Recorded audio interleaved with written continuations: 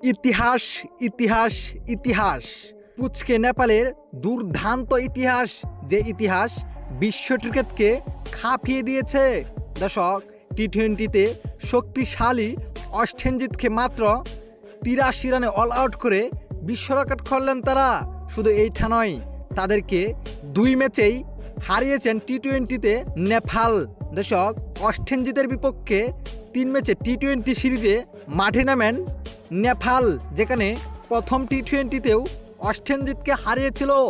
আজ দ্বিতীয় টি-20তে মাঠে নামেন তারা, যেখানে শুরুতে ব্যাট করতে নেমে নেপাল 20 ওভারে 6 উইকেট হারিয়ে 173 রান করেছিল।